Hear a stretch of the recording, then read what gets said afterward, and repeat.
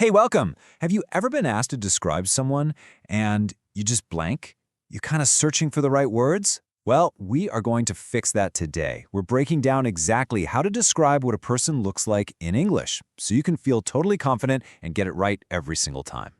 Right? This question comes up all the time. What does he look like? Or what does she look like? It seems so simple, but to answer it well, you actually need the right grammar, the right vocabulary, and believe it or not, a little bit of cultural awareness. So let's jump right in.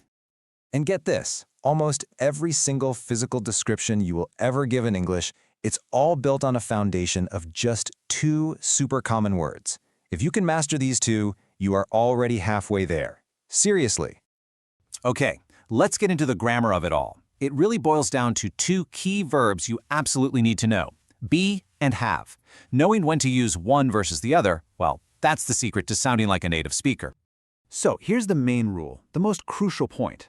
We use the verb be for general things, kind of like a person's overall state, so their height, their build or weight, and skin color. Then we switch over to have for the specific features, the details, mostly hair, but also things like a beard or blue eyes. Simple, right? Let's see how this actually works. We'd say Chris is medium height. That's his general state.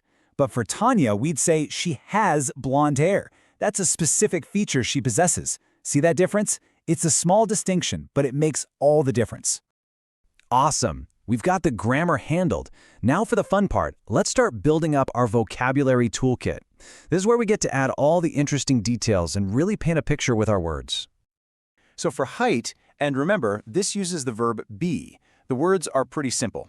Someone can be tall, short, or medium height. You might also hear people say average height. So you'd say, he is tall, or she is of medium height. Easy enough. Now, what about talking about someone's build or their weight? This is where the vocabulary gets a little more, nuanced. The words we pick here really matter, not just for being accurate, but for being polite. And this leads us to something that is just so important to remember. Describing people isn't just about language, it's a social thing. The words you choose can have a huge impact, so it's absolutely crucial to choose them wisely. Our source material gives us this fantastic piece of advice: be careful using negative adjectives. Some people may be very offended. Honestly, that's a golden rule to remember in any language, not just English. Let's look at a few examples so you can see what I mean. On the left, we have safer, more neutral words. So slender or slim sound a lot more positive than skinny or thin, which can sometimes imply that someone is unhealthy. In the same way, large or well-built are pretty neutral ways to talk about a bigger person, while words like fat or obese can be really offensive. So what's the big takeaway from all this? It's simple. When in doubt, always go for the neutral word. It is the safest and most respectful way to go. It's so much better to be clear and kind than to accidentally offend someone. Okay, so we have our grammar, we've got our vocabulary, and we know how to be polite. Now it's time to put all those pieces together and really start crafting a full, detailed picture of someone. Now, describing hair is one of those areas where a lot of learners get tangled up. Do you say brown, curly, long hair or long, curly, brown hair? It feels confusing, right? But here's the good news. There's a super simple formula that English speakers use all the time without even thinking about it. And here it is, the hair formula. You always describe hair in this exact order. First up is length, so long or short. Second is style, curly, wavy, straight. Third is the color. And then at the very end, you say the word hair. Just remember, length, style, color, hair. Let's try it out. She has long, wavy brown hair. See that? It follows the formula perfectly. Length is long, style is wavy, color is brown. It just sounds totally natural, and now you know the secret behind it. All right, let's bring this all back home. We started with that one simple question: what does she look like? Now that we're armed with our grammar rules, our new vocabulary, and that handy hair formula, let's try to put together some complete answers.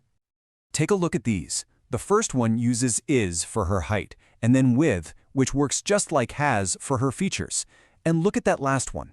It combines a bunch of BE descriptions. He is old, short, and medium build before it switches to with for his hair and beard. This is exactly how you can weave all these different elements into one smooth, natural-sounding description. So as we start to wrap this up, let's do a super quick summary of the key takeaways. These are the things you really want to lock in and remember every time you're describing someone. So, here's your cheat sheet. Use be for general states, like height and build. Use have or with for specific features, like hair and eyes. For hair, never forget that formula: length, style, color. And maybe most important of all, always choose neutral and polite words. And you know, that really gets to the heart of what this is all about. Learning how to describe people isn't just a vocabulary quiz. It's about learning how to communicate in a way that's clear, that's thoughtful, and that's respectful to the person you're talking about. So I'll leave you with this to think about. It's not just about what words we can use, but what words we should use. How do the words we choose, whether they're positive, negative, or just neutral, how do they actually end up shaping the way we see and understand the people around us? Something to think about. Thanks so much for tuning in.